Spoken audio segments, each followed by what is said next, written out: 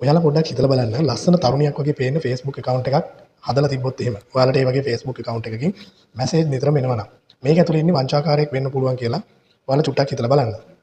ඉතින් මේ වීඩියෝ එක ඔයාලට කොයි වෙලාවක හරි වැදගත් වෙන්න පුළුවන්. සයිබර් බ්ලැක්මේල් ඒ වගේම fake account මෙන්න මේ දේවල් කොහොමද අඳුරගන්නේ කියලා ඉවරලා. ඉතින් ඔයාලා අනිවාර්යෙන්ම අලුතෙන් හදපු account ගැන සැලකිලිමත් වෙන්න ඕනේ. ඔයාලගේ social media ඇතුලේ මොකක් හරි අලුතෙන් හදපු account එකකින් ඔයාලට message එකක් එනවා නම් ඒක ගැන ඔයාලා පොඩ්ඩක් සැලකිලිමත් වෙන්න. ඔයාලා අඳුරන කෙනෙක් නෙවෙයි නම් ඒ ඔයාලට message කරන්නේ.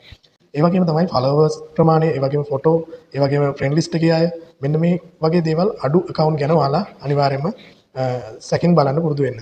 ඒ වගේම තමයි වීඩියෝ කෝල් එකක් හරහා ඔයාලට ලිංගික දර්ශන පෙන්වලා ස්ක්‍රීන් රෙකෝඩින් කරලා මුදල් ඉල්ලන වංචා මේ දවස්වල ඇති වෙනකන් තියෙනවා.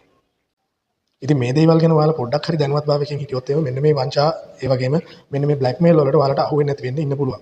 ඒ වගේම තමයි කොයින් බලවකවත් ඔයාලා මුදල් ගනුදෙනු කරන්න හදන්න එපා මෙන්න මේ වගේ account තියන අයත් එක්ක. ඒ වගේම තමයි ඔයාලා මේ account අනිවාර්යයෙන්ම block කරලා දාන්න.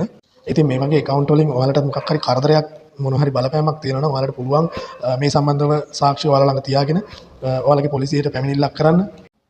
එහෙමත් නැත්නම් ලංකාවේ තියෙන පරිගණක හදිසි ප්‍රතිචාර සංසදය කියලා එකක් තියෙනවා. මෙන්න මේකට පැමිණිලි කරන්නත් ඔයාලට අවස්ථාව තියෙනවා.